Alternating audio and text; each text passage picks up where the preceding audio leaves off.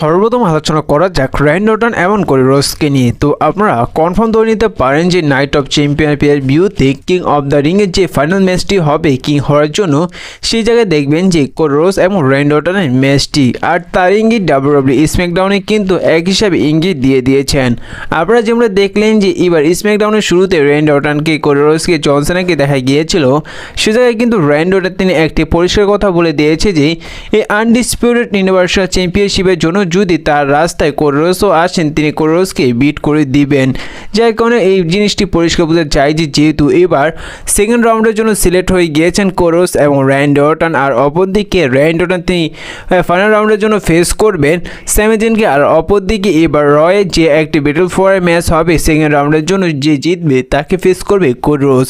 দুজনকে হারিয়ে এবার অপরদিকে র্যান্ডি অর্টন তিনি স্যামি জায়নকে হারিয়ে ফাইনাল রাউন্ডে চলে যাবেন, আর অপরদিকে কোডি রোডস যে কোয়ালিফাই হবে তাকে হারিয়ে তিনি ফাইনাল রাউন্ডে চলে যাবেন। যার কারণে এই বিষয়টা কনফার্ম ধরে নিতে পারেন যে এবার নাইট অফ চ্যাম্পিয়ন বিউতে কোডি রোডস এবং র্যান্ডি অর্টনের ম্যাচটি দেখা যাবে। এখন কথা হচ্ছে যে এই ম্যাচটি যদি র্যান্ডি অর্টন কোডি রোডসের মধ্যে হয় তাহলে কে জিতবে। দেখুন বর্তমানে কিন্তু ডাব্লিউডাব্লিউই একেবারে ফিউচার হিসাবে তৈরি করেছে কোডি রোডসকে, আর র্যান্ডি অর্টনকে এখন হয়তো আর কোনো পুশ নাও দিতে পারে। যার কারণে এই কিং অফ দ্য রিং টুর্নামেন্টের ফাইনাল রাউন্ডে র্যান্ডি অর্টনকে হারিয়ে কোডি রোডস কিং হয়ে যেতে পারে, কারণ কিছু রিপোর্ট থেকে জানা যাচ্ছে যে এবার সামারস্ল্যাম বিউতে কোডি রোডস এবং জনসনের মধ্যে ডাব্লিউডাব্লিউই আনডিসপিউটেড ইউনিভার্সাল চ্যাম্পিয়নশিপের ম্যাচ দেখা যেতে পারে। যার কারণে এই বিষয়টা কনফার্ম ধরে নিতে পারেন যে এবার নাইট অফ চ্যাম্পিয়ন বিউতে র্যান্ডি অর্টন কোডি রোডসের ম্যাচ দেখা যাবে, এবং যে জায়গায় র্যান্ডি অর্টনকে হারিয়ে কোডি রোডস কিং হবে এবং সামারস্ল্যাম বিউতে কোডি রোডস চ্যালেঞ্জ করবে জন সিনাকে আনডিসপিউটেড ডাব্লিউডাব্লিউই ইউনিভার্সাল চ্যাম্পিয়নশিপের জন্য সামারস্ল্যাম বিউতে জন সিনা এবং কোডি রোডসের সিঙ্গেল ম্যাচটি দেখা যেতে পারে। তো এই বিষয়ে আপনাদের কি মনে হয় অবশ্যই কমেন্ট করে জানিয়ে দিবেন। এবার আলোচনা করা যাক ডাব্লিউডাব্লিউই 2020 থেকে শুরু করে 2025-এ বেস্ট দুইটি রিটার্ন নিয়ে। তো এখন তো অনেক রেসলার 2020 থেকে শুরু করে 25-এ অনেক রেসলার রিটার্ন এসেছে, কিন্তু সবচেয়ে বেস্ট দুইটি রিটার্ন হচ্ছে সিএম পাঙ্কের এমনকি R2-তে। সিএম পাঙ্ক এবং R2 রিটার্ন এসে ডাব্লিউডাব্লিউইর মধ্যে যে একটি ভিউয়ারশিপ এনে দিয়েছে, যে একটি সাড়া ফেলে দিয়েছে, এখন তো 2020 থেকে শুরু করে 25 তৈরি কোনো রেসলার রিটার্ন এসে এত সাড়া দিতে পারেনি। বিশেষ করে অনেকটা ইন্টারেস্টিং দেখিয়েছে R2-তে রিটার্নটি দেখে, যে জায়গায় অনেকটা হোপ ছেড়ে দিয়েছিল যে R2 তিনি ডাব্লিউডাব্লিউইতে রিটার্ন আসতে পারে আর এত দর্শকরা R2-কে সাপোর্ট দিতে পারে। যার কারণে সিএম পাঙ্কেরও অনেক বেস্ট রিটার্ন ছিল এবং বেস্ট রিটার্ন ছিল R2-তে। এবার আলোচনা করা যাক ওমোসকে নিয়ে। তো বর্তমানে ডাব্লিউডাব্লিউই আবার ওমোসের কন্ট্রাক্টটি শেষ হওয়ার আগে তার সাথে আবার একটি লম্বা সময়ের কন্ট্রাক্ট সাইন করে নিয়েছে।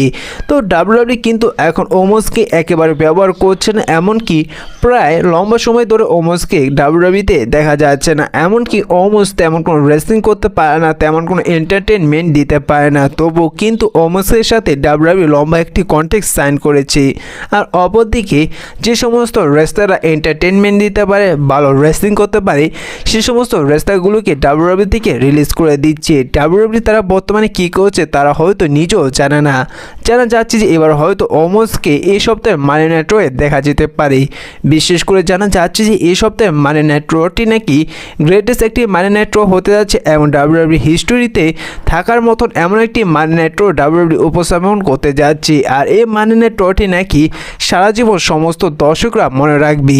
বিশেষ করে অনুমান করা যাচ্ছে যে এই সপ্তাহের মানি নাইট রয়ে দেখা যেতে পারে মানি ইন দ্য ব্যাংক ক্যাশিং হতে, দেখা যেতে পারে গোল্ডবার্গের রিটার্ন এসে আক্রমণ করতে পারে গুন্থারকে, দেখা যেতে পারে ওমাসকে, অনেক কিছু দেখা যেতে পারে এবার মানি নাইট রটিতে। এখন দেখার বিষয় আসলে বর্তমান রিপোর্ট থেকে যেমনটা জানা যাচ্ছে যে তেমনটাই কি আসলে ডাব্লিউডাব্লিউ মানি নাইট রটি অনুষ্ঠিত করে নাকি করে না, এটি দেখার বিষয়। এবার আলোচনা করা যাক জন সিনাকে নিয়ে। তো জন সিনার মাত্র আর কয়েকটি অ্যাপিয়ারেন্স বাকি রয়েছে, যার কারণে ডাব্লিউডাব্লিউ এখন জন সিনার স্টোরিলাইনটি অনেক ইন্টারেস্টিং করতে চলেছেন। আপনারা বর্তমানে যেমনটা দেখছেন যে বর্তমানে জন সিনার পিছনে পড়ে গিয়েছে CM Punk, Cody Rhodes, Randy Orton এমনকি R2। আর এর থেকে বোঝা যাচ্ছে যে এবার জন সিনার স্টোরিলাইনটি অনেক ইন্টারেস্টিং হতে চলেছে।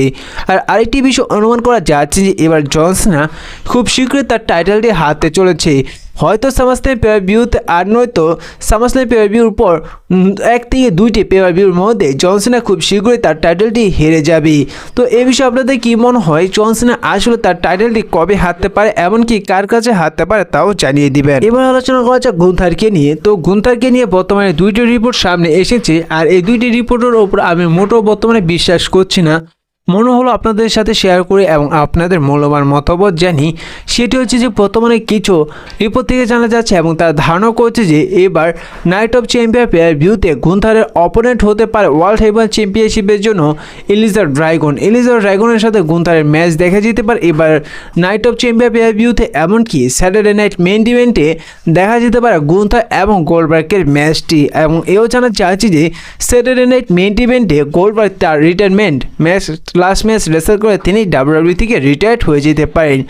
এই বিষয়ে আপনাদের কি মনে হয় অবশ্যই কমেন্ট করে জানিয়ে দিবেন। এবার আলোচনা করা যাক 2025-এর ডাব্লিউডাব্লিউটিকে নিয়ে। তো আপনাদের যেমনটা জানিয়েছিলাম যে 2025-এ ডাব্লিউডাব্লিউ সব পুরনো কিছু রিপোর্ট করছে, যেমন সিএম পাং এবং জন সিনার ম্যাচটি আবার 2025-এ দেখা যাচ্ছে আবার নিকি বেলাকে রিটার্ন আসতে দেখা গিয়েছে, আবার সেথ রলিন্সকে মানি ইন দ্য ব্যাংকটি জিততে। তো এই সমস্ত কিছু মিলিয়ে যদি বলা যায় যে ডাব্লিউডাব্লিউতে তেমন কোনো নতুন স্টোরিলাইন দেখা যাচ্ছে না, বরং পুরনো স্টোরিলাইন রিপিট হতে দেখা যাচ্ছে। এবার আলোচনা করা হচ্ছে শার্লেট ফ্লেয়ারকে নিয়ে, এমনকি অ্যালেক্সা ব্লেসকে নিয়ে।